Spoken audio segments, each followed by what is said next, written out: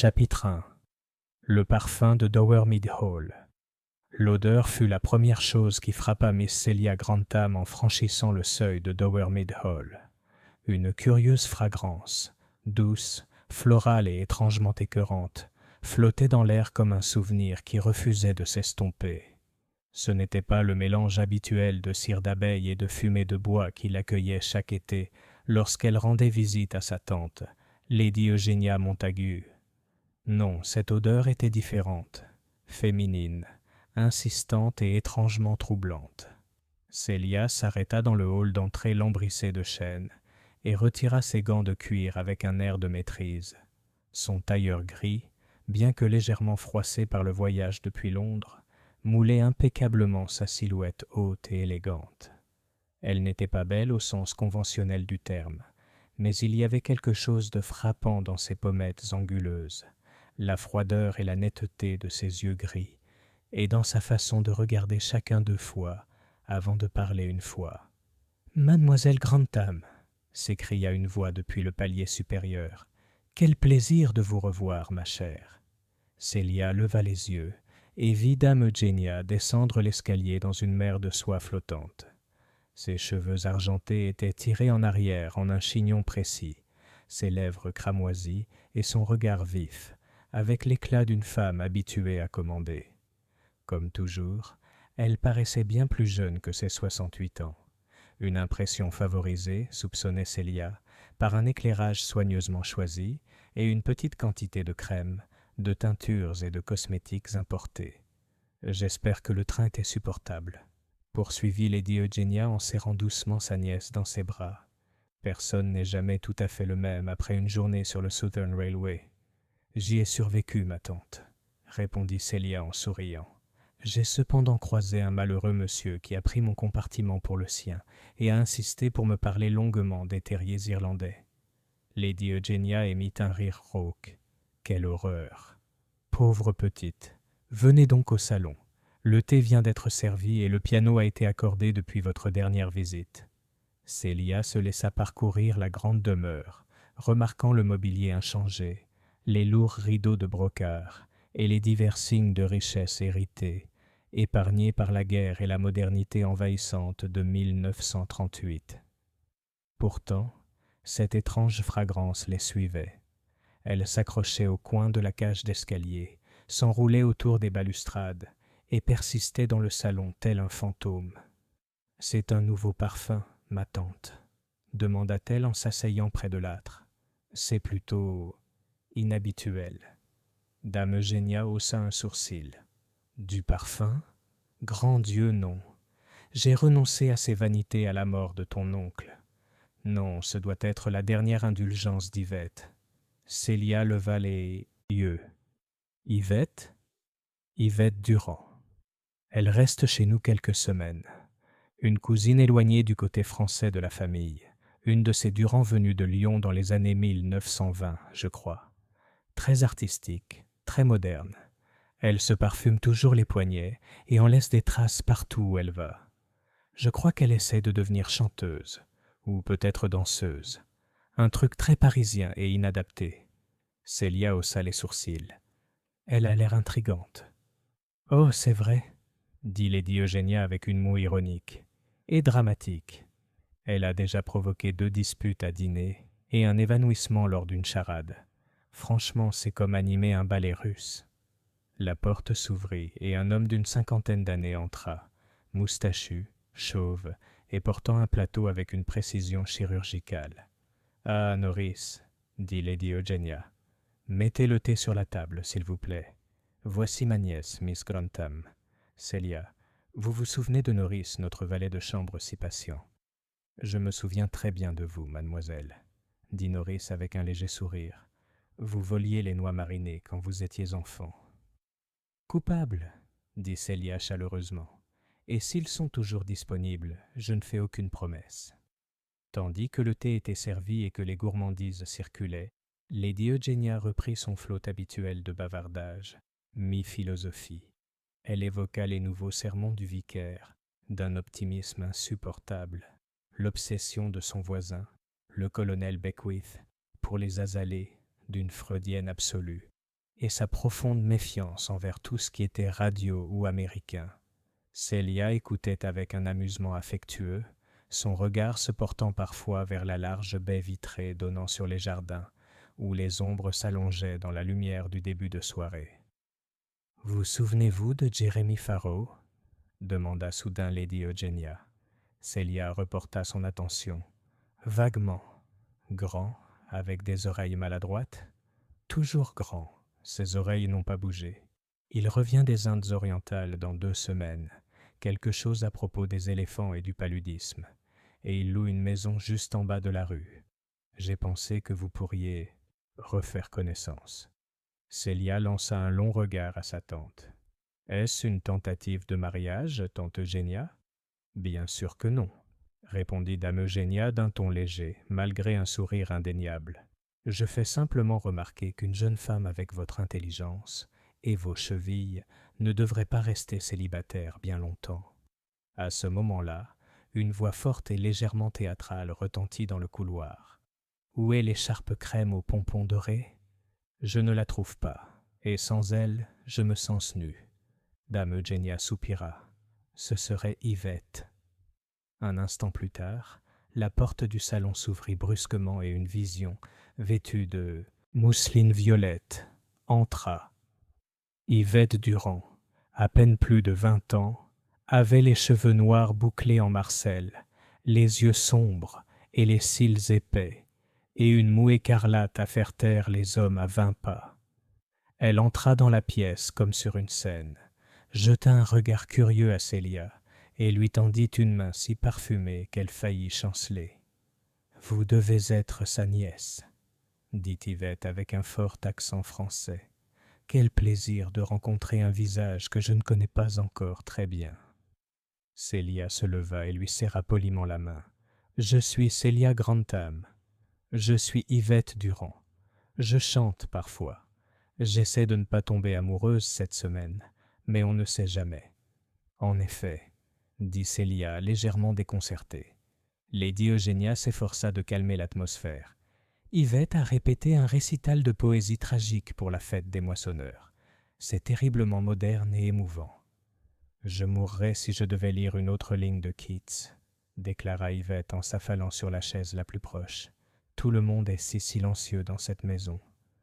On dirait une tombe, si une tombe avait du thé et des scones. » Célia, retenant un sourire, jeta un nouveau coup d'œil à l'air parfumé. Ce même parfum, violet et poudré, planait désormais comme une présence. Ce n'était pas seulement une odeur, c'était un signal, un avertissement. Quelque chose en lui contrastait avec la grâce bien ordonnée de Dowermead Hall. Et tandis qu'Yvette bavardait et riait, jetant un foulard en soie sur une épaule avec un drame exagéré, Célia sentit, bien qu'elle ne pût dire pourquoi, que quelque chose, quelque part dans cette maison, avait bougé. Quelque chose allait arriver. Quelque chose faux. Chapitre 2. Un cri dans la véranda. Le vent s'était levé pendant la nuit, poussant de longs soupirs à travers les murs couverts de lierre de Dowermead Hall. À 6h30 précises, Célia Grantham ouvrit les yeux, troublée non par la tempête, mais par l'étrange sensation de ne pas être seule. Elle s'assit dans son lit à baldaquin, écoutant. Rien, seulement le léger craquement des poutres au-dessus et le léger bruissement des feuilles contre la vitre. La pièce était silencieuse, faiblement éclairée par l'aube grise qui perçait les lourds rideaux. Mais un sentiment de malaise la tenaillait comme un frisson. Elle se glissa hors du lit et se dirigea vers la fenêtre. De là, elle voyait le jardin, les haies d'ifs taillées à la perfection, la fontaine immobile et sèche au milieu de l'allée de pierre, et au-delà, la véranda, une construction de verre et de fer construite des décennies auparavant par son grand-oncle Algernon, brillait faiblement sous la lumière matinale. C'est alors qu'elle l'a vue, une silhouette, en train de courir, un éclair de mousseline violette. Yvette.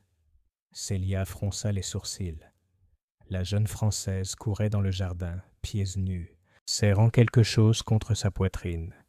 Ses cheveux étaient dénoués, ses mouvements désordonnés et désordonnés, comme une personne en proie à la panique ou au chagrin. Sans hésitation, Célia enfila une robe, glissa ses pieds dans des pantoufles et se précipita en bas. Lorsqu'elle atteignit la véranda, le vent avait déjà entr'ouverte la porte. Elle y entra et fut immédiatement envahie par une vague de chaleur épaisse et parfumée. Roses, orchidées et palmiers exotiques envahissaient la pièce, chargée de parfums. Mais sous tout cela se cachait une autre note, plus aiguë, désagréable, légèrement métallique. Yvette était accroupie au fond, dos à Célia, les épaules tremblantes. Une main agrippait le bord en fer forgé d'une table de rempotage, l'autre serrait fermement quelque chose. Yvette appela doucement Célia. La jeune femme ne se retourna pas. Elle semblait figée, marmonnant en français quelque chose à propos de mort et trop tard. Avant de finalement lever les yeux, ses yeux étaient cerclés de rouge, son rouge à lèvres coulait à un coin et ses mains tremblaient. « Elle est morte », murmura Yvette. Célia traversa la pièce avec précaution. « Qui est mort ?» Yvette tendit lentement les mains et y trouva un petit flacon en cristal, un verre taillé, élégant et incontestablement coûteux. L'étiquette était usée, mais Célia reconnut aussitôt qu'il appartenait à la coiffeuse de sa tante. À l'intérieur, un léger écoulement d'un liquide rose foncé s'écoulait doucement sur 1 centimètre. Yvette le fixa du regard. « C'est du poison. »« Je le sais. » Célia fronça les sourcils. « De quoi parles-tu » Mais avant qu'Yvette puisse reprendre la parole, des pas rapides s'approchèrent de la maison. Norris, le majordome, apparut dans l'embrasure de la porte, le visage inhabituellement pâle. « Mademoiselle Grantham, » dit-il avec un hochement de tête raide, « vous devez venir. Immédiatement. C'est Lady Eugenia. On l'a retrouvée, dans sa chambre. La femme de chambre dit qu'elle ne se réveillera pas. » Un terrible silence s'ensuivit. Célia ne parlait pas. Elle regardait Yvette. Yvette regardait la bouteille. Et de quelque part très haut, l'horloge de parquet du hall principal commença à sonner 7 heures. À 8 heures, le médecin était venu et reparti. Le docteur Ellison était un homme difficile, à la voix lente, qui adorait les épingles à cravate et les gilets en laine peignée. Il annonça la nouvelle d'un ton doux et hésitant dans le salon, tandis que Norris et Célia se tenaient, le visage sombre, près du feu. « Ça semble avoir été assez soudain, » dit-il en ajoutant un 2e morceau de sucre à son thé. « Un accident coronarien massif, sans douleur probablement. Elle est morte dans son sommeil. » Célia fronça les sourcils. « Elle était en bonne santé, docteur. Elle marchait tous les jours. Elle lisait sans lunettes. Elle n'avait aucun malaise, aucun vertige, même pas d'essoufflement. » Il haussa légèrement les épaules.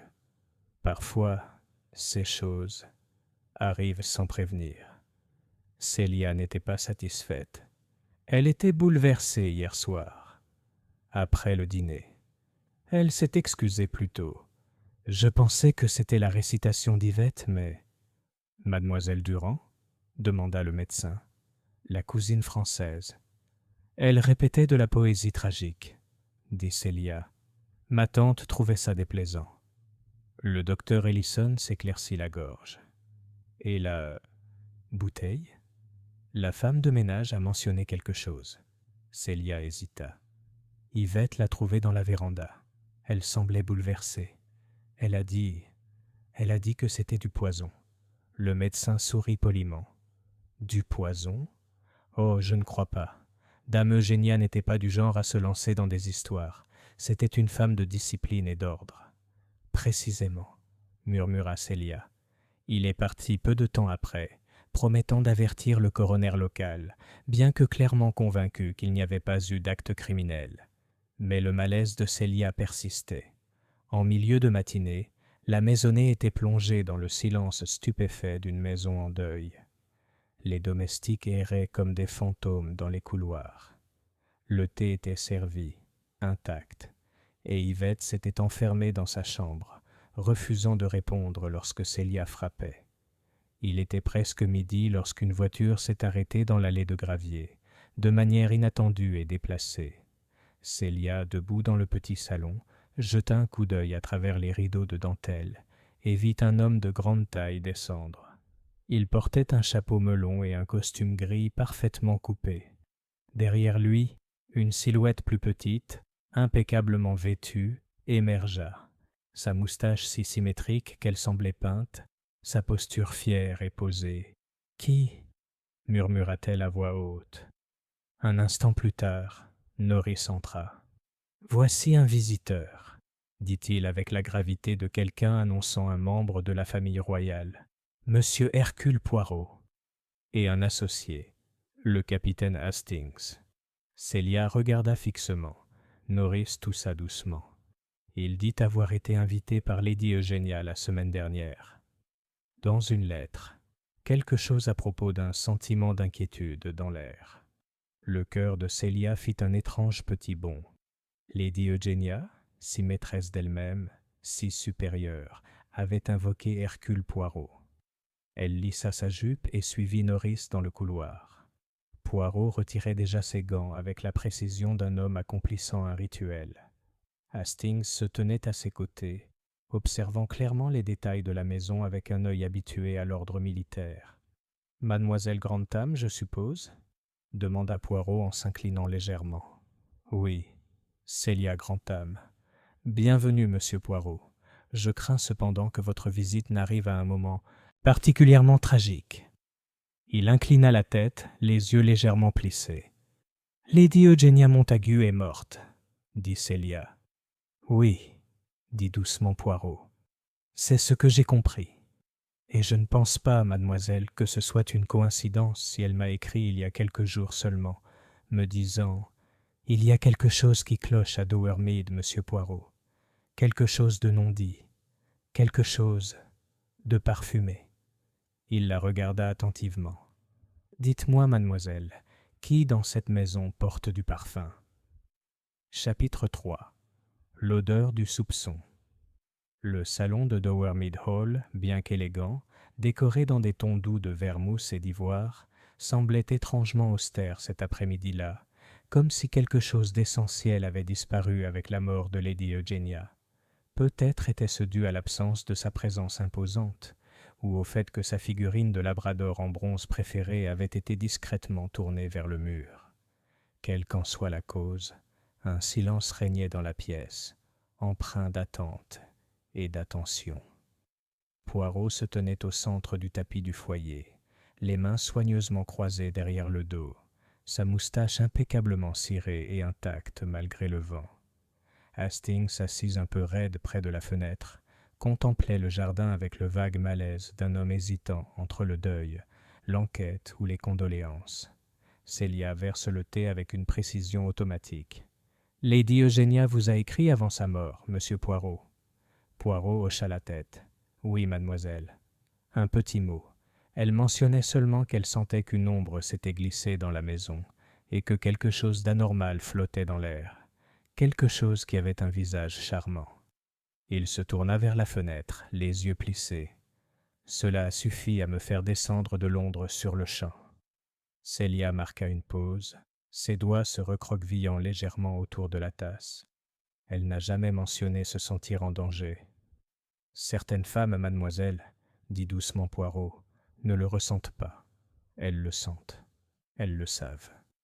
Mais elles ne le nomment pas, surtout quand le danger se pare de parfum et sourit autour d'une tasse de thé. » Hastings leva les yeux. « Vous ne pensez donc pas que c'était une mort naturelle ?»« Je ne sais pas, » dit Poirot, « mais je ne me contente jamais des apparences. C'est la malédiction du détective, mon ami. On voit sous la surface, même quand il serait plus facile de ne pas le faire. » Un léger coup les interrompit et Norris entra avec une dignité tranquille. « Mademoiselle Durand a accepté de venir, » dit-il. « Elle a demandé 5 minutes pour se rendre. Présentable. » Célia esquissa un sourire sec. « Yvette est toujours imprésentable. »« Ah !» dit Poirot d'un ton doux. « Alors c'est elle qui porte ce parfum puissant. » « Oui, confirma Célia. Elle n'entre jamais dans une pièce sans s'annoncer olfactivement. Son parfum est doux, envoûtant, entre la violette et la pourriture. Poirot inclina la tête. Une combinaison intéressante. Norris s'éclaircit la gorge.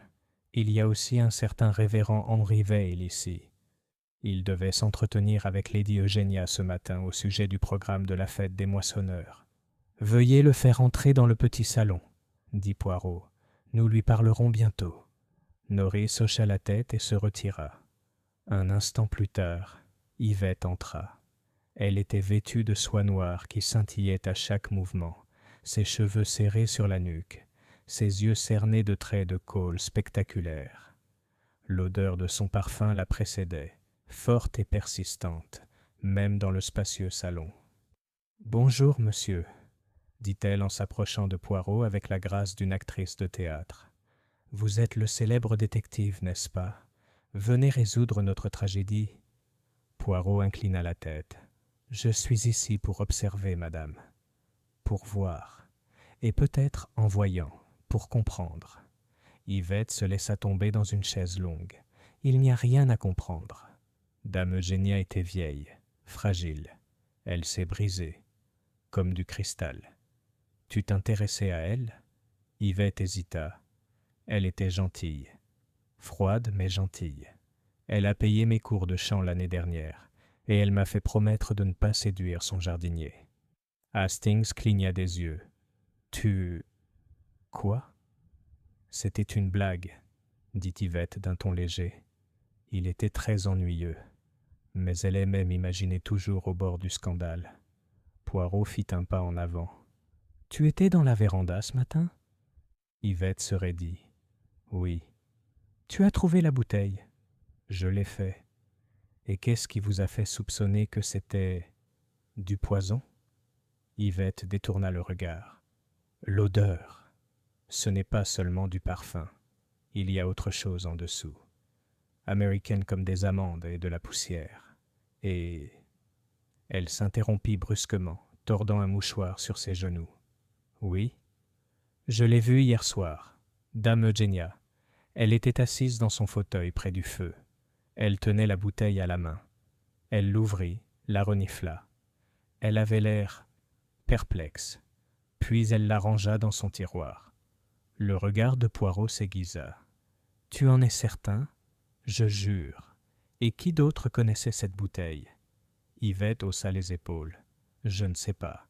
La bonne, peut-être. Ou Monsieur Faraud. Il rôde toujours. »« Monsieur Jérémie Faraud ? » ?»« Oui. Il est arrivé hier soir. Dame Eugénia l'avait invité à rester quelques jours. Il parlait d'un litige foncier, je crois. » Les yeux de Célia se plissèrent. Je n'avais pas réalisé que Jérémie était déjà là. « Alors, » dit doucement Poirot, « je pense qu'il est temps que je le rencontre. » Jérémie Faraud était exactement celui dont Célia se souvenait. Grand, le visage étroit, le teint rougeaud et les yeux qui semblaient constamment plissés par la réflexion ou le jugement. Il était vêtu de tweed et dégageait une légère odeur de tabac à pipe et d'huile de lin. Il était déjà dans la bibliothèque lorsque Poirot et Hastings le rejoignirent, lisant un journal local avec l'air d'un homme impatient de paraître imperturbable.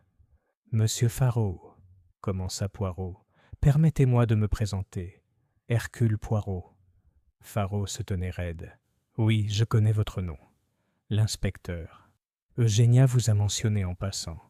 Tu étais ici quand elle était morte ? » ?»« Oui, arrivé hier en fin d'après-midi. Elle était fatiguée et s'est excusée après le dîner. Je n'y ai pas prêté attention. Toi et Lady Eugénia, êtes-vous proches ? » Faraud hocha brièvement la tête. « Des amis de la famille. Mon père s'occupait de la succession de son défunt mari. Nous sommes en bons termes depuis des années. » Poirot fit un geste vers le buffet. « Puis-je vous offrir quelque chose ? » ?»« Pas maintenant, merci. » « Savez-vous que Lady Eugénia a exprimé son inquiétude peu avant sa mort ? » Faraud haussa un sourcil. Elle était toujours préoccupée par quelque chose. Les sermons du pasteur, les râteaux des jardiniers, la montée du socialisme. Et à propos des gens dans sa maison, Faraud marqua une pause. Si tu insinues Yvette, alors oui. Elle la trouvait théâtrale, imprévisible, mais Eugénia la tolérait par obligation familiale. A-t-elle parlé de crainte? De menace? Pas pour moi, répondit sèchement Faraud. Et franchement, je trouve tout ce remue-ménage déplacé. C'était une femme âgée. La mort arrive. Les yeux de Poirot brillèrent. La mort existe, monsieur, mais le meurtre aussi. Et il ne faut jamais confondre les deux simplement parce qu'ils portent le même déguisement. La bouche de Faraud se pinça. Je suppose que vous allez demander des nouvelles de chacun? Finalement, dit Poirot d'un ton léger. Pour l'instant, je ne pose qu'une seule question. Êtes-vous allé dans la véranda ce matin? Non. Poirot smiled. Merci, monsieur. Plus tard, tandis que Poirot et Hastings marchaient lentement dans la roseraie, le détective resta silencieux pendant plusieurs minutes. Finalement, Hastings demanda: « Alors, croyez-vous Yvette? » « En partie, » murmura Poirot, « mais elle joue un rôle trop facilement. La dramaturge, l'innocente, la jeune femme passionnée. Non, elle cache quelque chose. » « Et Faraud? » « Faraud, » a déclaré Poirot, « est comme un homme qui marche sur un sol fraîchement nettoyé. Il ne peut s'empêcher de laisser des empreintes de pas, même s'il est prudent. » Hastings parut perplexe, mais le médecin a dit que c'était une crise cardiaque. Poirot s'arrêta sous un treillis de roses, levant une main pour examiner une délicate fleur rose. « Et pourtant, dit-il doucement, même les roses, mon ami, peuvent être empoisonnées si on traite les racines. Il faut creuser plus profondément. » Il jeta un coup d'œil vers la maison. « Voyons ce que la servante a à dire. » Chapitre 4. La servante qui en savait trop. Les appartements des domestiques de Dowermead Hall étaient compacts, ordonnés et dépourvus de toute décoration, hormis quelques gravures défraîchies ou une horloge à cadre en laiton. En descendant l'étroit escalier de service, suivi d'Hastings, Poirot remarqua le contraste. « C'est toujours ainsi, mon ami, » dit-il. « L'étage brille, l'étage est poussiéreux. Et pourtant, c'est ici, dans la poussière, que la vérité tend à se recueillir. » Hastings rit doucement. « À vous entendre, on dirait que les domestiques sont les gardiens de tous les secrets. » Poirot leva le doigt. « Pas des gardiens, Hastings, des témoins. Ils observent, mais sont rarement observés. Cela, vous verrez, est inestimable. » Le petit salon attenant à la cuisine sentait vaguement l'amidon et le thé bouillant. À l'intérieur, une jeune fille d'à peine 20 ans était assise, raide comme une flèche, au bord d'une chaise à haut dossier. Elle portait un uniforme simple et un tablier, ses cheveux noirs fermement tirés sous une casquette. On avait appris qu'elle s'appelait Edith Barker, servante de Lady Eugénia depuis 3 ans. Elle se leva rapidement lorsque Poirot entra. « Monsieur Poirot, monsieur, je suis terriblement désolé si j'ai fait quelque chose de mal. »« Vous n'avez rien fait de mal, mademoiselle, » dit doucement Poirot. « Veuillez vous asseoir. Nous souhaitons simplement vous parler. » Elle hésita puis se rassit, serrant fermement ses mains sur ses genoux. « Je suppose que vous avez entendu ce qui est arrivé à Lady Eugénia ?» demanda Hastings. « Oui, monsieur. Ils ont dit que c'était son cœur, mais je n'y crois pas. » Le regard de Poirot s'aiguisa. « Non? Et pourquoi ?»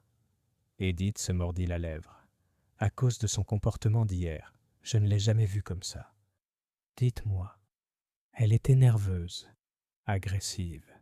Elle vérifiait constamment la serrure de sa chambre.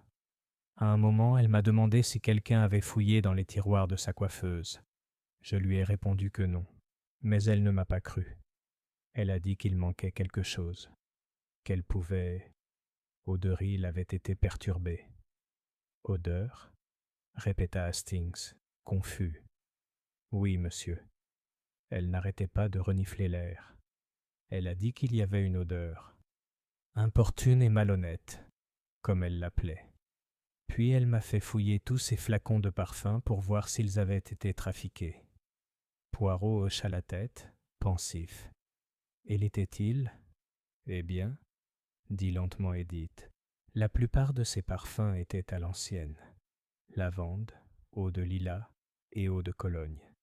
Mais il y avait un flacon que je ne reconnaissais pas, plus petit que l'essai. Autre, rond, avec un bouchon en cristal taillé. Les yeux de Poirot brillèrent. Et cette bouteille, d'où vient-elle? Je ne sais pas, monsieur. Je ne l'avais jamais vue avant la semaine dernière. Lady Eugénia le gardait dans son tiroir fermé à clé. Mais ces derniers jours, il était sorti, sur sa coiffeuse. Poirot se pencha légèrement en avant. L'as-tu déjà vu l'utiliser? Non, monsieur, mais elle m'a demandé si quelqu'un d'autre l'avait touché. Puis elle m'a dit de ne pas en parler. Elle a dit que ce n'était peut-être rien, ou que c'était peut-être tout. Et ce matin? Demanda Poirot. Je lui ai apporté son plateau vers 7 heures. J'ai frappé 2 fois, comme toujours. Elle n'a pas répondu. Je l'ai trouvée, toujours assise sur sa chaise. Elle avait froid, le regard fixe. J'ai laissé tomber le plateau. Elle déglutit. Poirot resta silencieux un instant, puis demanda « Avez-vous remarqué autre chose? Quelque chose d'anormal ?» Edith hésita. Ses mains. Ses mains? Il sentait le parfum. Poirot la regarda d'un air perçant. « Quel parfum? » Le même qui traîne dans la maison depuis 1 semaine. Le plus mignon. Celui que porte mademoiselle Durand. Seulement plus fort. De retour dans le hall principal, Poirot s'arrêta au pied du grand escalier, levant les yeux vers le premier étage comme s'il calculait des chemins invisibles. « Elle se doutait de quelque chose, » dit-il, « et elle le craignait. C'est pourquoi elle m'a écrit. La bouteille, elle n'était pas à elle. Pourtant, elle l'a gardée. Pourquoi? Elle avait peut-être prévu de confronter quelqu'un, a suggéré Hastings, ou tester une théorie, murmura Poirot. Il faut qu'on regarde sa coiffeuse nous-mêmes. Viens. La chambre de Lady Eugénia était un symbole de raffinement. Papier peint pâle, meubles en acajou et coiffeuse disposés avec une précision quasi militaire, à l'exception d'un petit carré nu au centre de sa surface réfléchissante. Un contour circulaire, sans poussière. Poirot pointa du doigt. C'est là que se trouvait la mystérieuse bouteille. Hastings se pencha pour l'examiner. Pris après sa mort, peut-être? Mais non.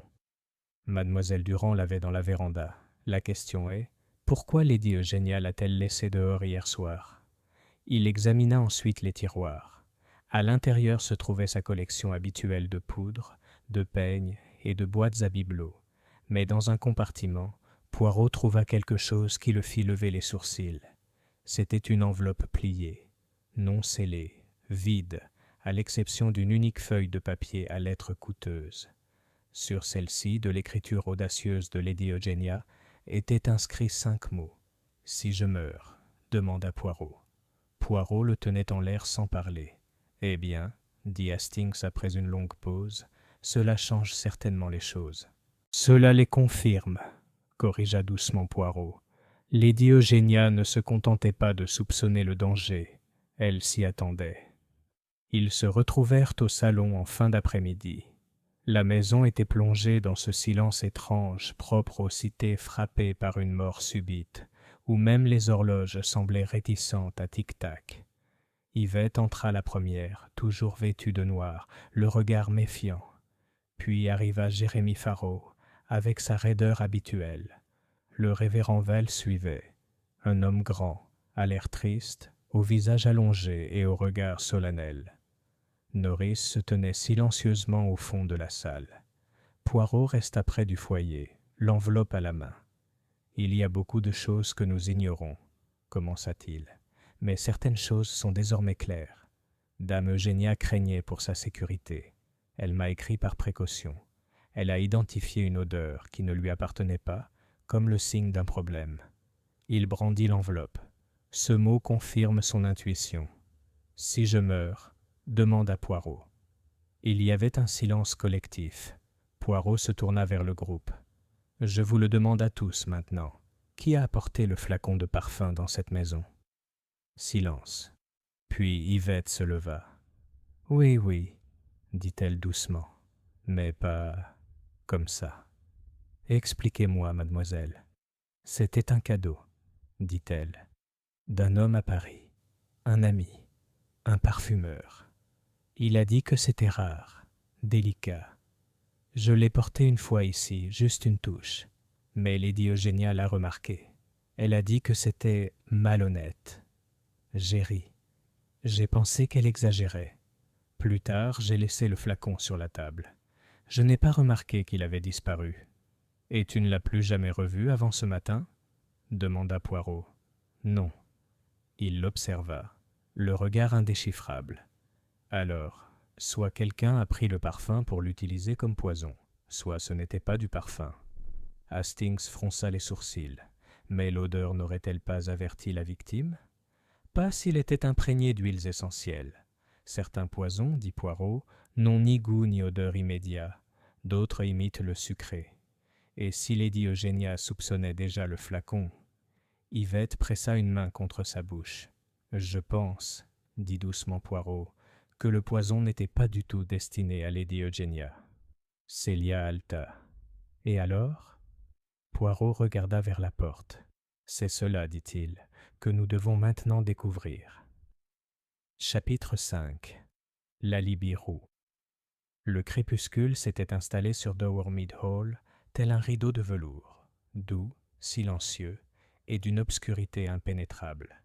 Des lampes clignotaient dans les couloirs, projetant des ombres étranges et longues sur le plancher.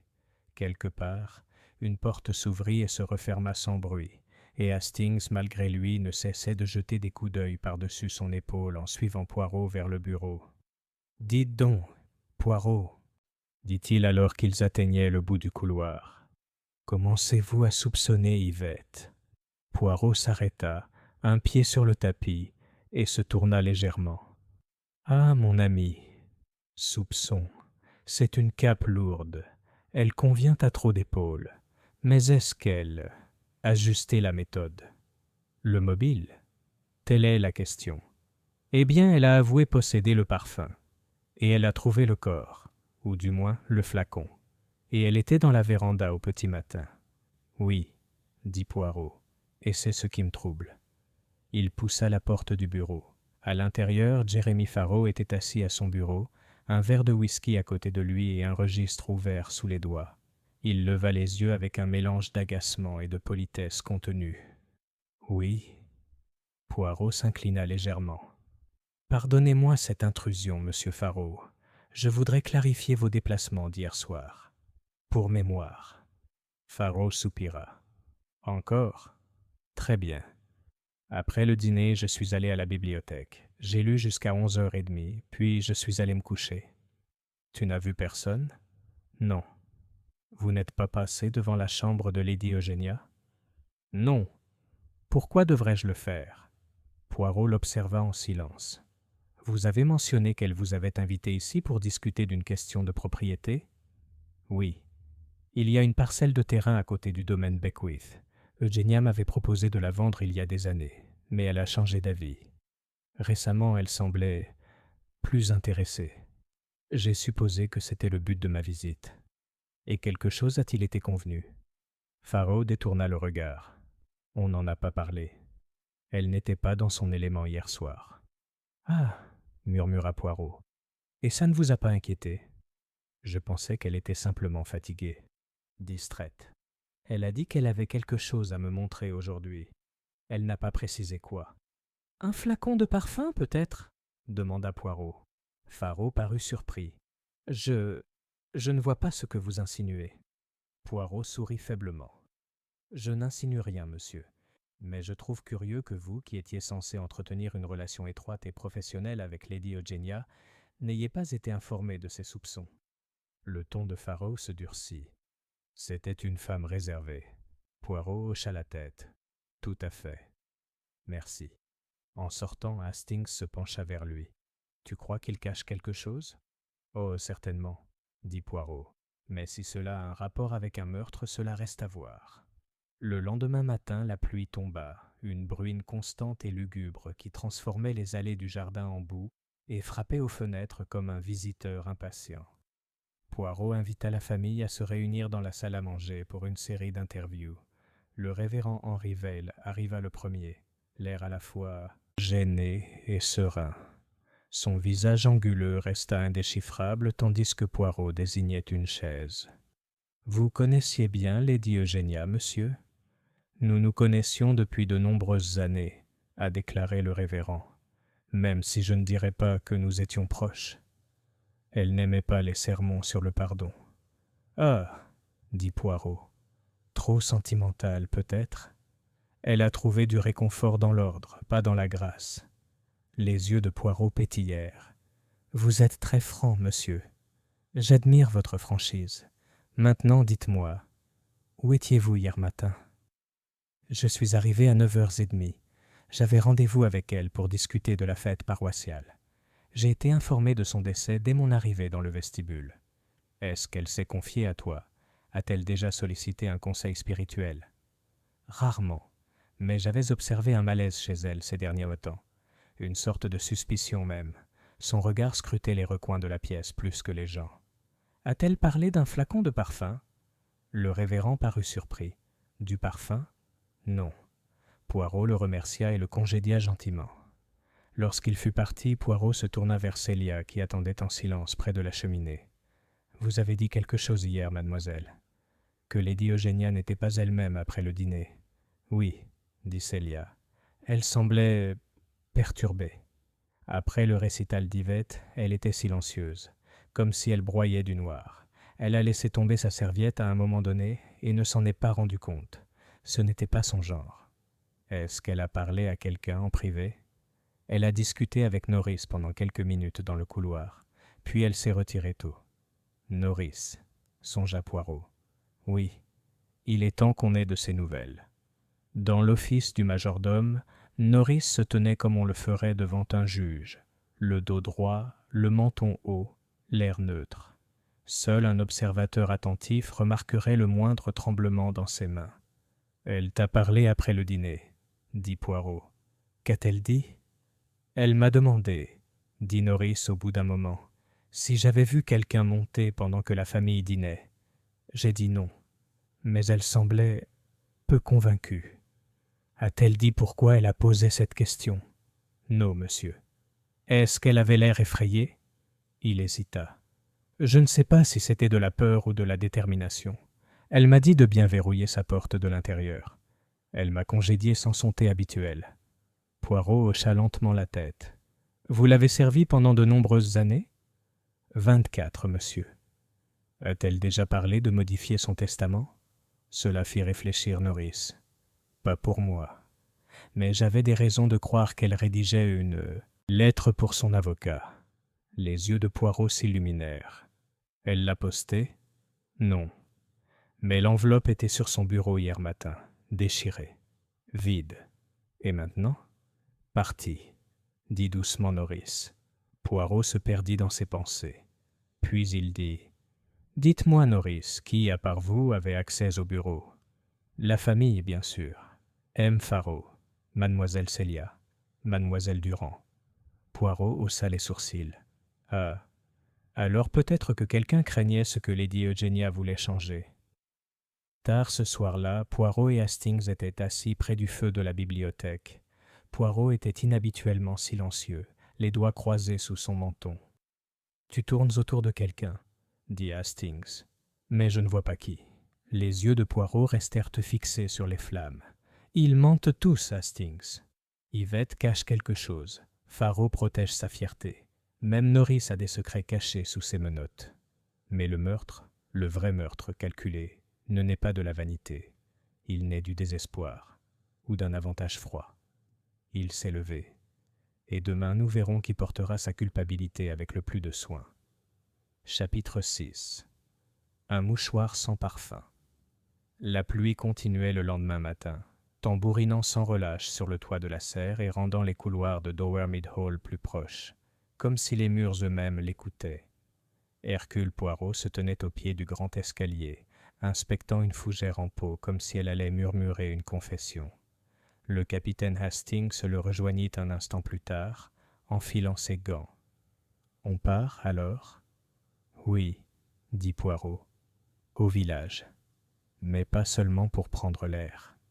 Que cherchons-nous? La vérité, mon ami, et peut-être la mémoire du chimiste. Ils prirent la Daimler fournie par la maison. Norris avait veillé à ce qu'elle soit nettoyée et préparée. Hastings conduisit avec la prudence contenue d'un homme parfaitement conscient de la présence de son célèbre passager. Leur destination était la petite rue principale de Upper Wexcombe, un tronçon pittoresque bordé de boutiques en briques grises, de maisons modestes et d'une boîte aux lettres rouge solitaire qui semblait perpétuellement solitaire.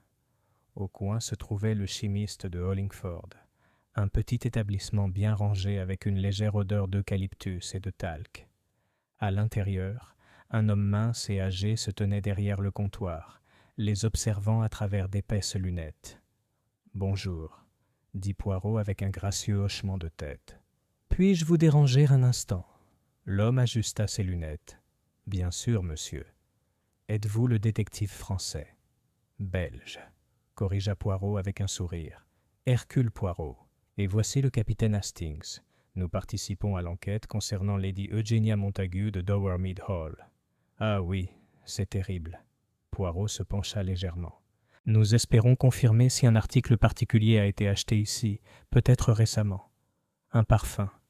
Très fort, doux, peut-être fabriqué à la main. » Le chimiste cligna des yeux. « J'ai des huiles sur mesure, surtout des huiles florales.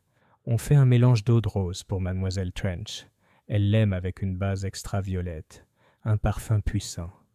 Une telle odeur pourrait-elle cacher quelque chose d'amer? Quelque chose de toxique? » Le chimiste parut alarmé. « Eh bien, je n'en sais rien. Nous ne vendons pas de poison, monsieur. Aucune trace de quelque chose de plus fort que le camphre, peut-être ?» L'homme hésita. « J'ai reçu une jeune femme la semaine dernière, avec un accent français très théâtral, qui m'a demandé de l'huile d'amande amère. » Les sourcils d'Hastings se haussèrent. « Tu le lui as vendu ?» demanda doucement Poirot. « Non, monsieur. Je lui ai dit que je ne pouvais rien lui fournir sans un certificat médical en bonne et due forme. Elle a été déçue.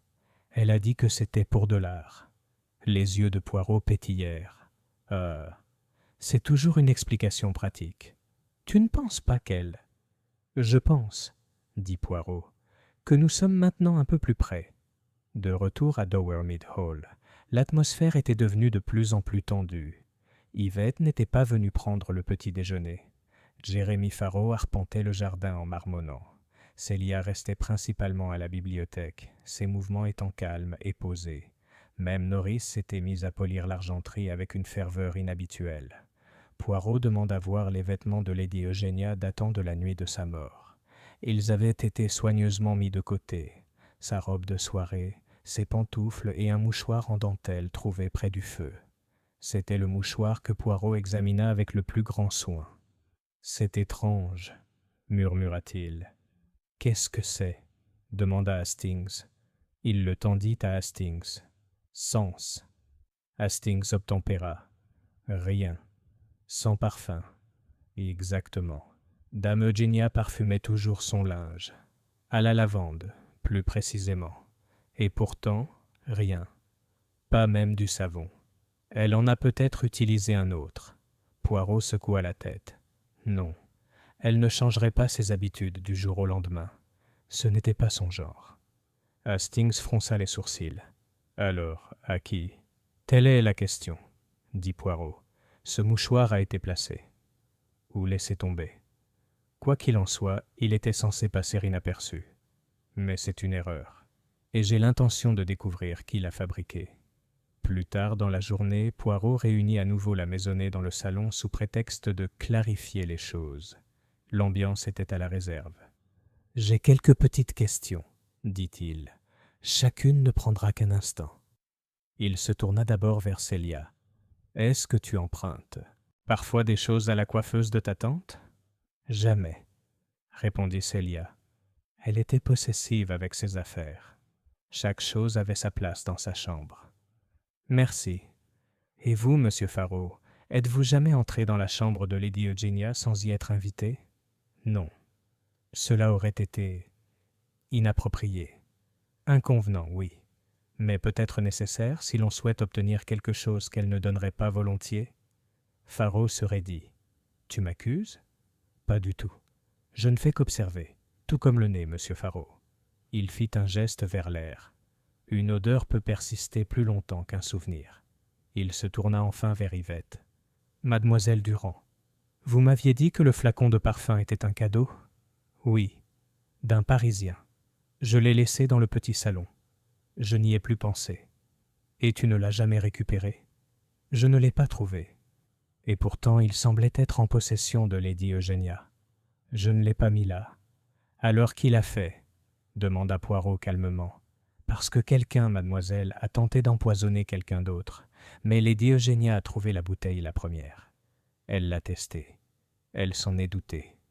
Et, par malheur ou intentionnellement, elle en est devenue la victime. » Le visage d'Yvette pâlit. « Je ne l'ai pas tuée, » murmura-t-elle. « Je le jure. » Poirot hocha légèrement la tête. « Alors aidez-moi à trouver qui l'a fait. » Il tira de sa poche le mouchoir en dentelle. « Ceci, dit-il, a été trouvé près du fauteuil de Lady Eugénia. Il n'a pas d'odeur, pas de poudre, pas de lavande. C'est étranger à cette maison, mais quelqu'un ici le sait. » Il se tourna lentement. « L'un d'entre vous a sous-estimé le pouvoir du détail. Mais moi, Hercule Poirot, je ne le fais pas. » Tandis que les invités étaient renvoyés un par un, Poirot s'attardait près du feu, les bras croisés. « Elle n'était pas la victime visée, » répéta-t-il à Hastings. « Non, non. Dame Eugénia a intercepté quelque chose, peut-être une tasse, une lettre, un geste, qui était destiné à quelqu'un d'autre. » Hastings hocha lentement la tête. Mais alors, qui était la victime visée ? Les yeux de Poirot brillèrent. Qui en effet ? Voilà, mon ami, ce que nous allons maintenant découvrir. Chapitre 7. Les secrets derrière le sourire. La pluie avait enfin cessé au matin, mais le parc de Dowermead Hall restait détrempé et lourd sous les pieds. La brume s'enroulait le long des haies, et l'air était chargé d'une odeur humide de feuilles pourries et de vieilles pierres. À l'intérieur de la maison, un silence s'était installé. Pas le silence ordinaire des routines matinales, mais celui qui suit un décès, mesuré, vigilant et interrompu seulement par le tintement occasionnel d'une tasse de thé ou une toux derrière une porte, fermée. Poirot se tenait dans la salle de musique, les yeux rivés sur une photographie encadrée au-dessus du piano à queue. Elle représentait Lady Eugénia, beaucoup plus jeune, élégante dans une robe à col montant, assise entre deux hommes. L'un arborait les traits caractéristiques de son défunt mari, Sir Lionel Montagu. L'autre était un homme aux cheveux noirs et aux yeux rieurs. Célia entra derrière lui, curieuse. « C'était Tristan Durand, » dit-elle doucement. « L'oncle d'Yvette. C'était le cousin de ma tante. Ils étaient très proches autrefois. »« Ah !» murmura Poirot. « Cela explique une certaine loyauté, et peut-être une certaine culpabilité. » Elle lui lança un regard interrogateur. « Tu penses qu'Yvette a menti ?»« Je pense, » dit prudemment Poirot, « que mademoiselle Durand ne dit la vérité que lorsque cela sert sa cause. » Célia fronça les sourcils. « Pourquoi ?» Les yeux de Poirot pétillèrent. « Voilà, mademoiselle Grantham, ce que j'ai l'intention de découvrir. » Poirot demande ensuite à parler à Yvette dans la véranda, un lieu qui, malgré ses premières évocations, semblait apaiser la jeune femme. Le parfum floral flottait encore dans l'air, mais avec les fenêtres ouvertes, il était atténué, moins oppressant. Yvette était assise sur un banc rembourré, vêtue pour une fois d'une simple robe crème, sa théâtralité habituelle atténuée. « Tu es plus calme aujourd'hui, » observa Poirot en s'asseyant à côté d'elle. « J'en ai assez d'être dévisagée comme une vipère, » dit-elle. « Ils pensent tous que c'est moi. » Mais ce n'était pas le cas. « Non ?» Poirot sourit faiblement. « Alors aide-moi à te comprendre. Pourquoi es-tu vraiment venu à Dowermead ?» Elle le regarda surprise. « Je te l'ai dit, j'étais invitée. Lady Eugénia m'a dit que je devais voir l'Angleterre, qu'elle me paierait mon séjour ici. » Généreux. Elle a dit qu'elle le devait à ma famille. « À cause de ton oncle ?» Elle hocha la tête. « Tristan l'a aidé une fois. Après la mort de Sir Lionel, elle a failli perdre une partie de ses biens. Mon oncle a organisé sa défense juridique. Elle n'a jamais oublié. Poirot croisa les doigts. Et tu as apporté ce parfum dans l'espoir de la charmer, de gagner ses faveurs, de sécuriser ton propre héritage? Le visage d'Yvette rougit de colère. Non, je ne savais même pas qu'elle avait un testament. Mais vous saviez, dit doucement Poirot, qu'elle était riche, et seule, et généreuse. Yvette se leva. Vous m'accusez encore, monsieur Poirot?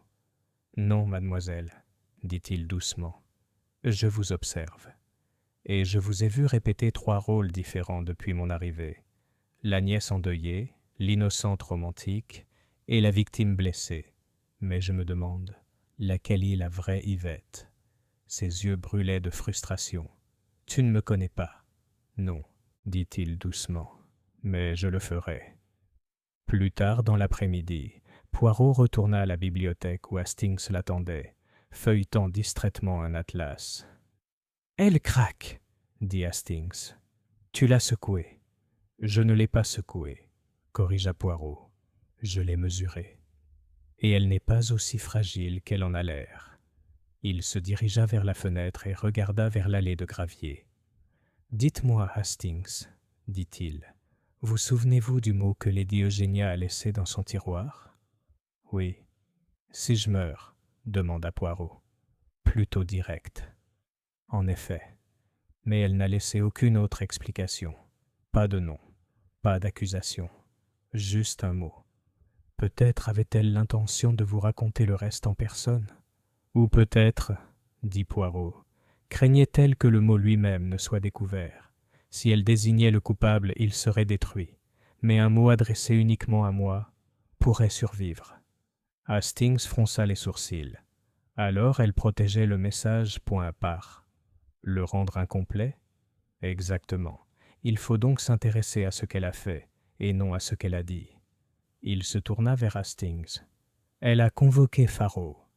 Elle a invité Yvette. Elle a autorisé Célia à rester. Elle a même prévu une rencontre avec le révérend Val.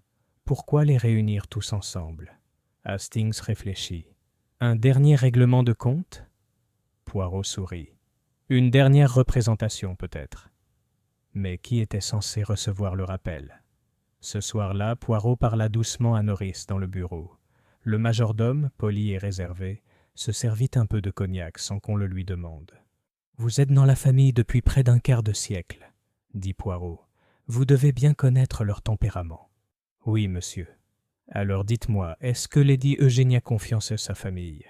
Norris marqua une pause. Elle respectait mademoiselle Célia. Elle supportait monsieur Faro. Et elle tolérait mademoiselle Durand. Pas aimée? Norris secoua la tête. Lady Eugénia n'était pas une femme aimante, monsieur Poirot. Elle était loyale, pas affectueuse. Poirot hocha la tête. Alors, qui selon vous a trahi sa confiance? Norris ne répondit pas immédiatement. Il sirota son cognac, puis dit doucement. Il y a environ un mois, quelqu'un est venu sans y être invité. Ils se sont disputés, bruyamment. On ne m'a pas dit qui c'était. Mais après ça, Lady Eugénia fermait sa porte à clé tous les soirs, et elle s'est mise à écrire des lettres. Poirot se pencha en avant. Avez-vous vu cet appelant? Non. Il ne reste que leur manteau dans le vestibule, en laine grise, avec une doublure en soie rouge. Poirot cligna des yeux une fois. « Tu es sûr pour la doublure? »« Je me souviens de choses étranges, monsieur. » Poirot se leva, profondément pensif. « Moi aussi, Norris. Moi aussi. » Cette nuit-là, bien après que les lampes eurent été éteintes et que le silence se fut installé dans les couloirs, Poirot étendit une feuille de papier et commença à dessiner une série de cases. Chacune portait un nom. Célia, Faro Yvette, le révérend Val, Norris, et en dessous, une question écrite en lettres majuscules. À qui était destiné le poison? En dessous, une deuxième question. Et à qui profite le plus la mort de Lady Eugénia? Poirot tapota son stylo 3 fois contre le bureau. Puis, très doucement, Il murmura « Je pense qu'enfin, nous nous rapprochons. » Chapitre 8. La fracture sous le calme. Le soleil matinal filtrait timidement par les fenêtres est de Dowermead Hall, projetant des traînées pâles sur les tapis persans et illuminant le chagrin persistant qui s'installait, invisible, sur chaque assiette du petit déjeuner, chaque serviette pliée. La maisonnée s'était éclaircie, les voisins gardèrent respectueusement leur distance, et le vicaire avait reporté sa visite hebdomadaire. Mais la tension n'avait pas diminué. Au contraire, elle s'était intensifiée. Le capitaine Hastings le remarqua pour la première fois au petit déjeuner.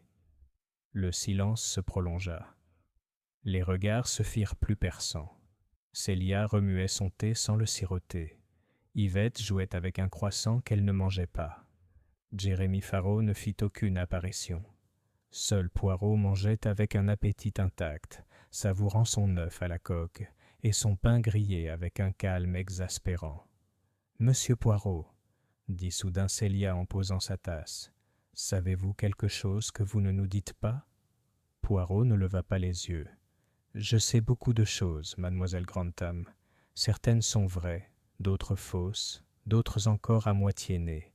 Mais la vérité tout entière est encore en formation. » Célia fronça les sourcils. « Mais on n'est sûrement pas plus près de trouver le véritable mobile. Si ce n'était pas Yvette, et que ce n'était pas un hasard, alors pourquoi empoisonner un parfum ?»« Ah !» dit Poirot en s'essuyant les lèvres avec une serviette. « Ce n'est pas la bonne question. »« Quoi est la bonne ? Pourquoi quelqu'un laisserait-il le poison là où Lady Eugenia pourrait le trouver ?» Célia cligna des yeux. « Tu crois qu'elle n'était pas censée l'utiliser ? Peut-être. Ou peut-être était-elle censée le trouver, mais pas en mourir. » Yvette, qui était restée inhabituellement silencieuse, se leva brusquement. « Je ne supporte pas ça !» s'écria-t-elle, son accent s'accentuant sous l'effet de la détresse. « Chaque jour, tu me regardes comme une vipère. Je ne suis pas une tueuse. » Poirot la regarda calmement. « Personne n'a dit ça, mademoiselle. Mais toi penses, je le vois dans tes yeux. J'ai apporté le parfum, oui, mais je ne l'ai pas empoisonné. Je ne savais même pas ce que c'était. Était. » Hastings se pencha en avant. « Alors, qui ? Est-ce qui a fait ça, à ton avis ?» Yvette hésita. Ses mains tremblaient. « Je ne sais pas. » Poirot haussa un sourcil. « Vous hésitez, mademoiselle. Et l'hésitation est révélatrice. Soit vous le savez et vous avez peur de le dire, soit vous suspect, mais vous ne pouvez pas vous résoudre à l'admettre. » Les lèvres d'Yvette tremblaient. « Il y avait quelqu'un. Quelqu'un m'a dit de faire attention, que cette maison était pleine de vieux fantômes. OMS ?» Elle déglutit. « Célia. » Tous les regards se tournèrent brusquement vers Miss Grantham. Célia, calme mais visiblement abasourdie, cligna des yeux. Qu'est-ce que c'est que cette absurdité ? Elle l'a dit un soir, a insisté Yvette. On se promenait dans la roseraie. Elle a dit « Fais attention à ma tante, elle n'oublie jamais un affront, et elle punit toujours ceux qui la déçoivent. » Je me souviens de ces mots. Célia fronça les sourcils. « Je voulais dire que dame Eugénia était fière. » Sévère. « Tu faisais du théâtre comme toujours, et je voulais te prévenir de ne pas la provoquer. » Poirot l'interrompit doucement. « Et Lady Eugénia a-t-elle jamais puni toi ?»« Mademoiselle Grantham ?» Célia se raidit. « Non. Elle était peut-être exigeante, mais elle m'aimait à sa manière. »« Je t'aimais ?» demanda doucement Poirot. « Et pourtant, tu n'avais rien à gagner de sa mort. » Le visage de Célia rougit. « Je me fiche de l'héritage. »« Exactement, » murmura Poirot. « Ce qui fait de vous une figure inhabituelle dans cette maison. » Yvette croisa les bras. « Si je ne suis pas le tueur et qu'elle ne l'est pas, alors qui l'est ? Le majordome ?» À ce moment-là, Norris entra dans la pièce avec sa dignité habituelle. « Monsieur Farrow a été retrouvé, » annonça-t-il, ignorant la tension ambiante. « Dans le verger. »« Trouvé » répéta Célia. « Il était inconscient. » affalé contre le vieux pommier. Il avait une bouteille à côté de lui. Le jardinier l'a découvert il y a quelques minutes. Poirot se leva aussitôt. « Appelez le docteur Ellison immédiatement.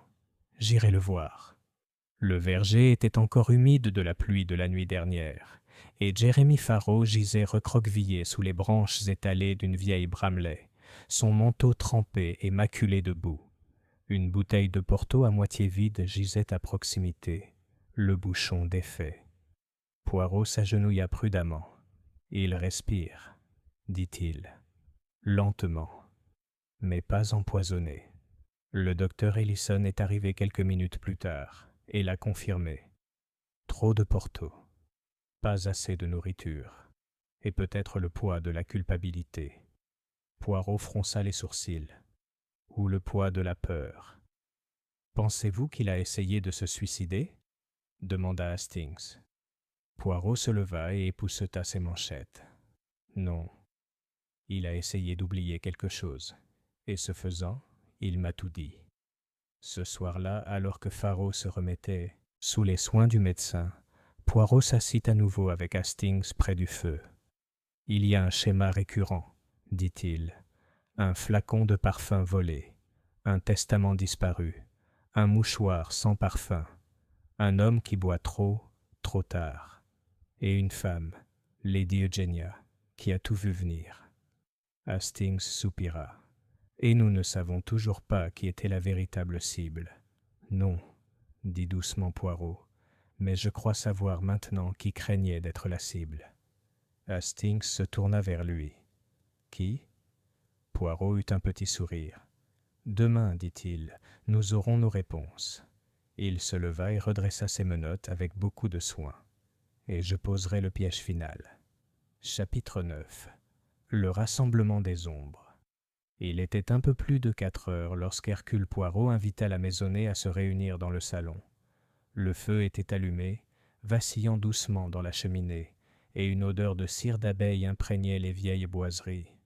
Dehors, la pluie était revenue, tapant rythmiquement contre les hautes fenêtres comme des doigts impatients. L'atmosphère dans la salle était lourde. Yvette était assise, recroquevillée sur une chaise longue, les bras croisés, son éclat habituel terni par la fatigue. Célia se tenait près de la fenêtre, le visage pâle mais posé, le menton levé avec cette expression de défi que Poirot avait appris à reconnaître. Le révérend Vail rôdait près de la porte, les doigts crispés dans le dos comme s'il cherchait une chair.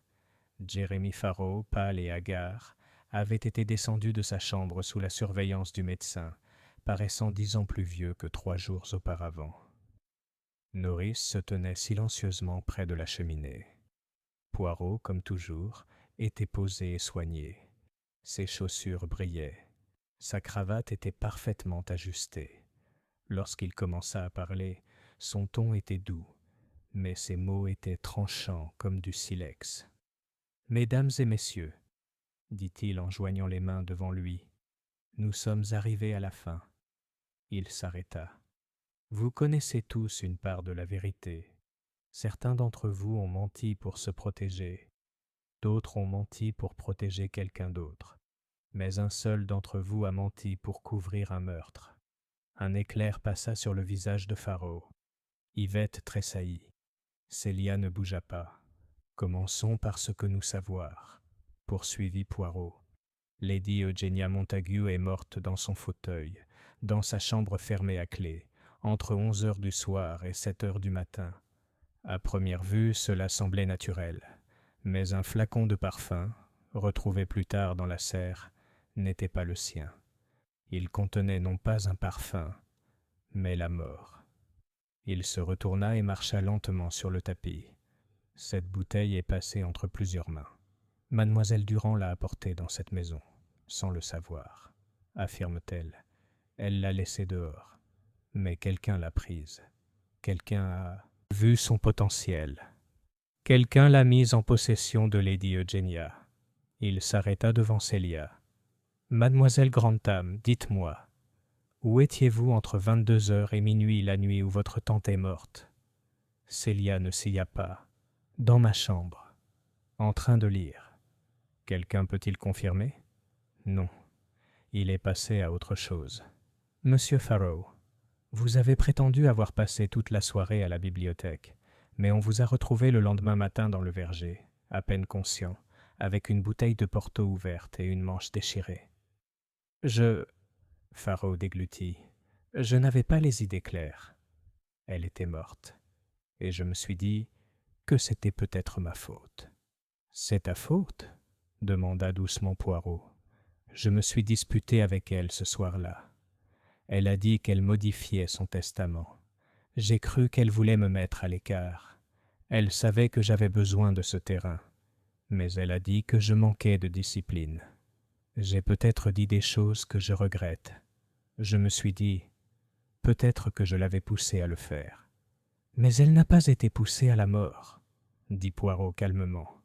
On lui a donné la mort. Discrètement, délibérément. Il se tourna maintenant vers Yvette. Vous, mademoiselle, avez prétendu avoir perdu le flacon de parfum. Vous avez dit qu'il avait disparu, que vous l'aviez oublié. Je l'ai fait. La voix de Poirot se durcit. Mais tu l'as fait pas. Oublie. Tu l'as vu. Sur la coiffeuse de Lady Eugenia. Tu l'as reconnue. Et tu n'as rien dit. La bouche d'Yvette s'ouvrit et se ferma. Vous craignez ce que cela pourrait signifier, poursuivit Poirot, parce que vous saviez que cette bouteille était dangereuse. Vous saviez que l'odeur était suspecte. Mais si elle était morte, alors peut-être que les soupçons ne vous atteindraient jamais. La voix d'Yvette n'était qu'un murmure. Je ne l'ai pas empoisonnée. Je le jure. Non, tu ne l'as pas fait, mais tu as menti. Et ainsi vous avez réduit le chemin pour que le tueur puisse s'échapper. Il a reculé. Il y avait une lettre, dit-il, écrite à son avocat. Elle a disparu. Il y avait un testament, lui aussi disparu. Et pourtant, il y a un témoin. Il se tourna vers Norris. Le majordome se redressa légèrement. Dame Eugénie vous a donné quelque chose, n'est-ce pas ? Quelques jours avant sa mort. Norris hésita. Une enveloppe scellée. Elle m'a dit de la mettre à la poste, seulement si elle était encore en vie jeudi matin. Elle n'a pas expliqué pourquoi. Tu l'as ? Norris fouilla dans sa veste et en sortit une petite enveloppe. Poirot la prit, l'ouvrit avec précaution et en sortit un second testament. Il l'a déplié. Ceci, dit Poirot, est un testament révisé. Lady Eugenia a modifié ses legs. Il y eut un frémissement dans la pièce. Dans cette version, elle a laissé Dowermead Hall à Miss Celia. Grande âme. Tout le monde se tourna pour regarder. Les yeux d'Yvette s'écarquillèrent. Mais elle m'a dit, elle, dit-on, se souviendrait de moi. Elle a fait, je me souviens de toi, dit doucement Poirot. Elle t'a laissé un héritage. De quoi étudier la musique. Mais la maison a toujours été destinée à Celia. Farrow avait l'air stupéfait. Alors qui voudrait arrêter ça ? Demanda Hastings à voix haute. Poirot se tourna très lentement vers le révérend Vell. Le vicaire se raidit. « Vous êtes venu le matin de sa mort, » dit Poirot. « Mais vous étiez là la veille. Vous êtes entré dans la maison sans être vu. Un manteau a été trouvé dans le vestibule, en laine grise, doublé rouge. Le majordome s'en souvenait. C'était le vôtre. » Le révérend Vall fit un pas en arrière. « C'est absurde. » « Vraiment ?» Le ton de Poirot se durcit. « Vous êtes venu la convaincre. Elle avait promis une importante donation à votre église. Vous craignez qu'elle change d'avis, qu'elle laisse l'argent ailleurs. Elle vous a dit qu'elle avait réécrit le testament. Vous avez paniqué. Ce n'est pas vrai. Tu as vu le parfum. Tu as deviné sa nature. Tu ne l'as pas versé. Mais tu mis, sachant qu'elle pourrait l'utiliser, ou du moins s'en doutant. Tu as joué. Les lèvres du vicaire tremblèrent. Elle allait me bannir complètement. Alors tu l'as réduite au silence, pas directement, mais par lâcheté, par suggestion, par un péché enveloppé de soi. Le révérend Vell s'effondra sur la chaise la plus proche, le visage gris. « Je ne voulais pas... Elle n'était même pas censée mourir, » murmura-t-il. « Seulement pour changer d'avis à nouveau. Je pensais qu'elle pourrait le sentir et le jeter. Mais elle l'a ouvert. Elle utilisait ça. Juste une fois. Poirot fit un petit signe de tête triste. Une seule goutte, monsieur. C'est souvent suffisant. La police est arrivée dans l'heure. Le révérend Vell fut emmené discrètement. Yvette pleurait dans le couloir. Jérémie Farraut fixait le feu d'un regard vide. Et Célia, pour la première fois depuis des jours, paraissait tout simplement fatiguée.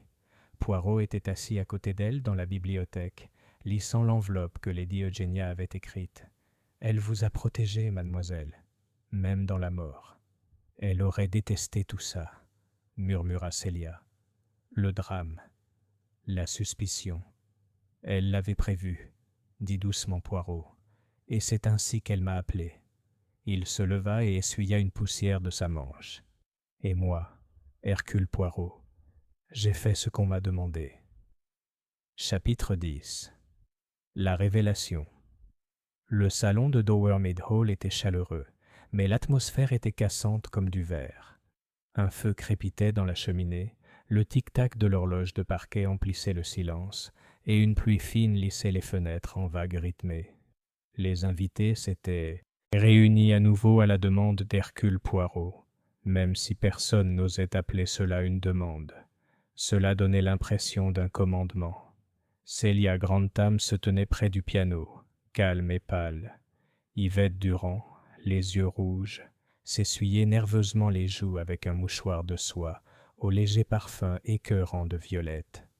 Jérémie Farraut s'était assis, le menton dans la main, les yeux baissés. Norris lui-même se tenait dans un coin, les bras croisés dans le dos, la seule trace d'émotion étant la crispation de sa mâchoire. Poirot se tenait devant l'âtre, impeccable et contenu, les doigts croisés, l'expression indéchiffrable. Hastings, toujours loyal, se tenait à ses côtés, un carnet qu'il n'avait pas ouvert une seule fois. « Mes amis, » commença Poirot, « vous avez été patients, et vous avez menti. Certains par protection, d'autres par peur, un autre par culpabilité. » Un battement passa. « Et maintenant, enfin je vous donne la vérité. » Il s'avança lentement. Lady Eugenia Montagu a été assassinée. Il n'y a plus aucun doute. La cause était un poison, une amande amère, habilement masquée par un parfum. Le moyen était subtil, l'occasion partagée. Mais le mobile, c'est là que la clarté apparaît. Il se tourna vers Yvette. Mademoiselle Durand a apporté le parfum dans cette maison. Un cadeau, prétendait-elle, d'un admirateur français. Mais ce qu'elle ignorait, ce que personne ne savait, c'est que la bouteille avait été altérée.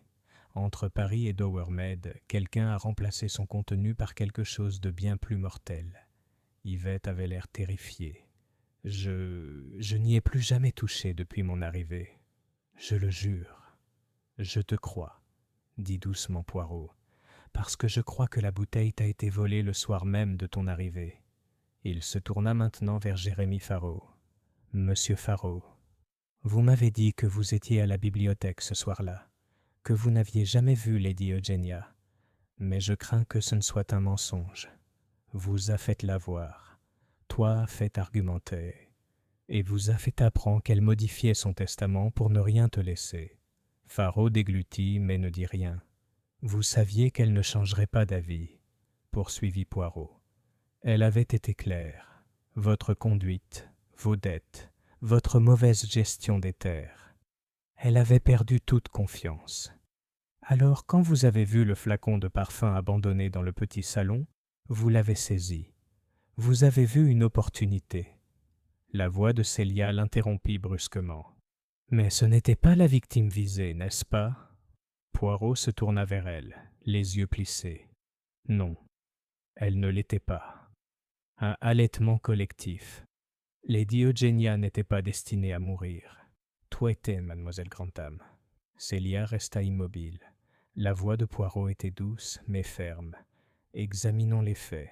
Lady Eugenia a découvert le flacon. Elle a affronté son odeur anormale. Elle a dit à sa femme de chambre qu'elle soupçonnait une manipulation. Et elle a déplacé le flacon dans sa chambre, peut-être pour protéger quelqu'un, peut-être pour tester une théorie. Mais ce fut l'erreur fatale. Elle a essayé. Une seule goutte suffit. Yvette se leva lentement. « Elle le prit pour moi ?» Poirot hocha la tête. Elle craignait que la bouteille ait été cachée pour vous, ou pour sa nièce. Mais elle n'en était pas certaine. Elle a donc choisi de la garder près d'elle. C'est pourquoi elle a verrouillé sa porte. Il se tourna vers Jérémie Farrow. « Vous, monsieur, avez placé cette bouteille dans l'intention de la rendre à Célia. Vous l'avez laissée là où elle allait être trouvée. Vous vous attendiez à ce qu'elle soit offerte, empruntée ou rendue innocemment. Vous comptiez sur les habitudes familiales. Mais Dame Eugénia avait changé ses habitudes, parce qu'elle soupçonnait quelqu'un dans cette maison. » Farrow se leva brusquement, la rage et le désespoir illuminant ses yeux. « Vous n'avez aucune preuve. »« J'ai un mobile, » dit Poirot d'un ton froid. « Tu étais désespéré. Tu avais des dettes. Tu avais besoin de ce terrain. Et tu savais qu'elle te coupait tout. » Poirot leva la main. « Et j'ai plus qu'un mobile. J'ai le témoignage de Norris. Il vous a vu la nuit du meurtre. Vous lui avez dit que vous alliez vous promener. Mais vous n'avez jamais quitté la maison. Vous êtes monté à l'étage. » Farrow recula. « C'est de la folie. »« Vraiment ?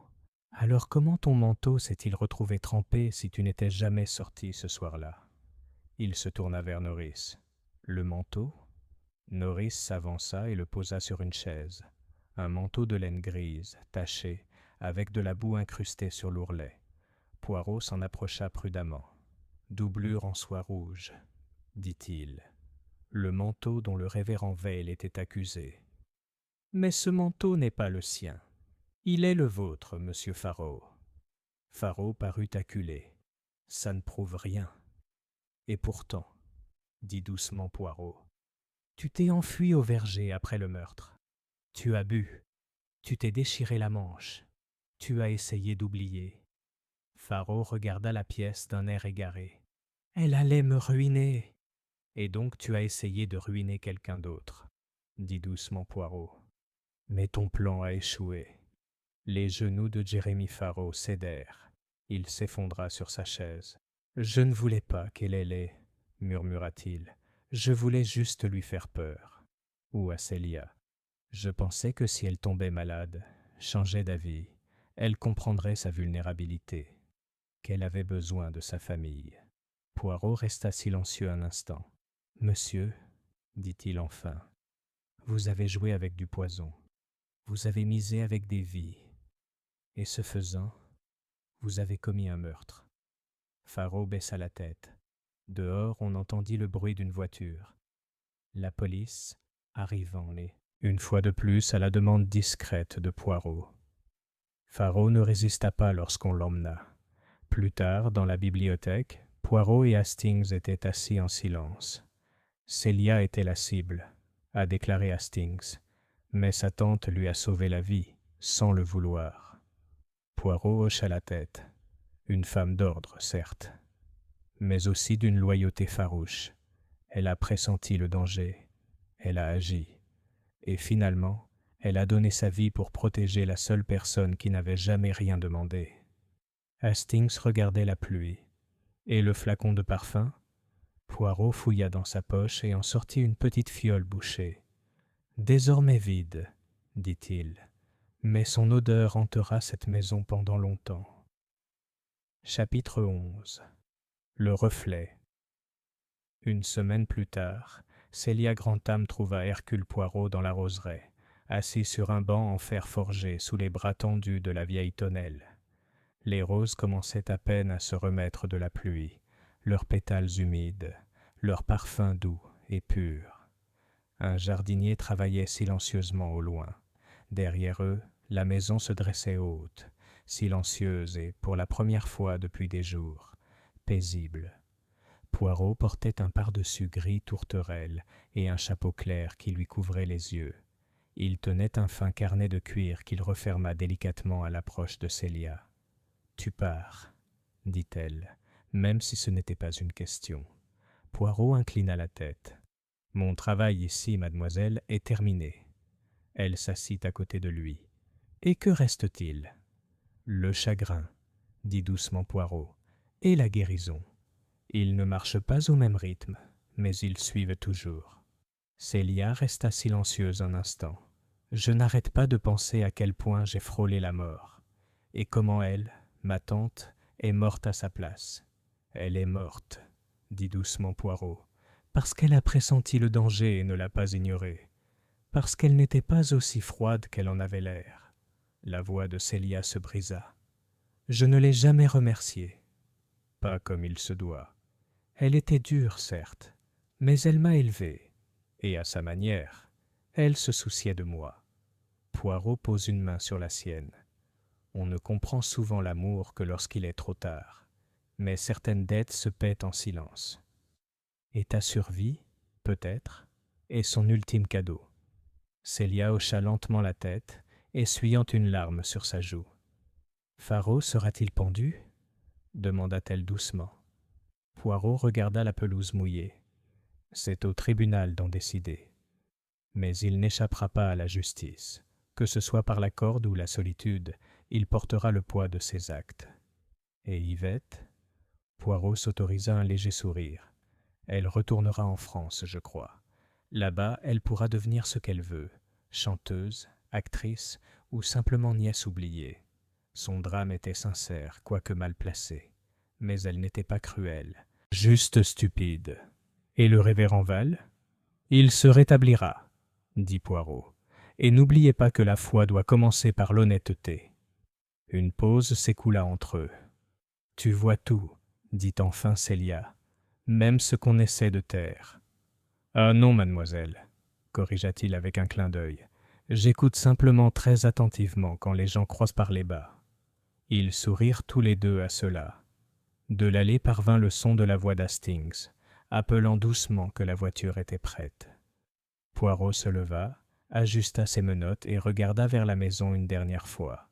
« Ce sont toujours les détails, » murmura-t-il, « ce qu'on oublie. Une odeur disparue, une déchirure dans le tissu, une hésitation. C'est ainsi que la vérité parle. » Il se tourna vers elle. « Portez-vous bien, mademoiselle Grantham, et n'oubliez pas, la vie, comme le parfum, est souvent plus forte à petite dose, mais elle persiste toujours. » Sur ce, il s'inclina légèrement, se retourna et remonta l'allée du jardin en direction de Hastings et de la voiture qui l'attendait, sa silhouette droite, impeccable et indubitablement celle d'Hercule Poirot. Et derrière lui, dans le jardin qui avait vu le meurtre, la loyauté et l'amour, les roses fleurissaient à nouveau. Chapitre 12. La note finale. C'est 3 semaines après les événements de Dowermead Hall que Célia Grantham a ouvert la dernière correspondance laissée par sa défunte tante. L'enveloppe avait été mal classée chez le notaire, oubliée au milieu du testament révisé et des documents officiels. Mais cette lettre ne portait aucun sceau officiel, seulement son nom écrit de l'écriture fine et décidé de sa tante. Elle était assise seule dans la bibliothèque, le coupe-papier tremblant légèrement dans sa main. Elle a lu « Ma très chère Célia, si vous lisez ceci, c'est que je suis partie. J'ai toujours cru en la préparation, tant financière que sentimentale. Je vous laisse donc non seulement une maison et un titre, mais aussi un fardeau. La vérité, je soupçonnais que quelqu'un pourrait te faire du mal. Je ne savais pas qui. Mais quelque chose avait changé dans cette maison ces derniers mois. L'air avait changé. Les regards s'attardaient trop longtemps. Les mots étaient devenus plus doux qu'ils n'auraient dû l'être. Tu es plus capable que tu ne le crois. Tu es plus perspicace que je ne me suis permis de le dire. Ne gâche pas ta vie à me pleurer. Construis quelque chose. Fais de cette maison un lieu de musique, de rires et de choix audacieux. Et si par miracle vous êtes encore en vie lorsque vous recevrez ce message, alors remerciez M. Poirot de ma part. Je soupçonne qu'il en a déjà vu plus que moi.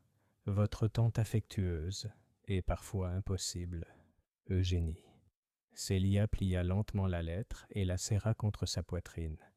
De l'autre côté de la fenêtre, la fin de l'été commençait à laisser place à l'automne. La roseraie brillait de couleurs. Un nouveau jardinier était arrivé ce matin-là, un jeune homme discret nommé Daniel, originaire de Bath. Il taillait déjà les buissons épineux d'une main douce.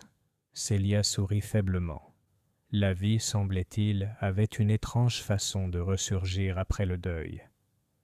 À Londres, le capitaine Hastings entra dans l'appartement de Whitehaven Mansion avec un journal frais dans une main et un sac de scones chauds dans l'autre. Poirot était assis près de la fenêtre, son café du matin parfaitement aligné avec le sucrier, sa moustache déjà parfaitement soignée. « Quelque chose d'intéressant aujourd'hui, mon ami ?» demanda-t-il sans lever les yeux. Hastings laissa tomber le journal à côté de lui.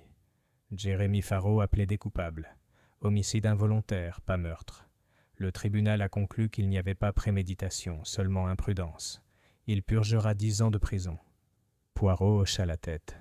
La justice, tempérée par la clémence britannique, elle n'est pas imméritée. Hastings s'assit en face de lui. Tu sais, j'ai réfléchi. Toute cette histoire, ce n'était pas qu'une question de poison, si. Non, répondit Poirot en remuant son café. C'était une question de désespoir, de gens qui craignent de perdre leur importance, de gens qui confondent cruauté et contrôle, et d'une femme qui comprenait la loyauté bien mieux qu'elle ne le laissait paraître. Il jeta un coup d'œil vers une petite enveloppe sur la table, timbrée de Wexcombe. Il l'ouvrit et sourit. À l'intérieur se trouvait un pétale de rose pressé et une note. « Nous avons commencé les réparations de la véranda. Yvette a envoyé des partitions de Paris. J'ai demandé aux enfants du village de m'aider à peindre le pavillon d'été. Merci pour tout. » C.G. Poirot le plia soigneusement. « C'est étrange, Hastings, » dit-il doucement. « On retire une goutte de poison d'une bouteille, et le parfum d'une vie change du tout au tout. » Hastings leva son thé. « À Lady Eugénia, alors ?» Poirot leva sa tasse. « Aux secondes chances, mon ami. Et à la vérité qui laisse toujours une trace. »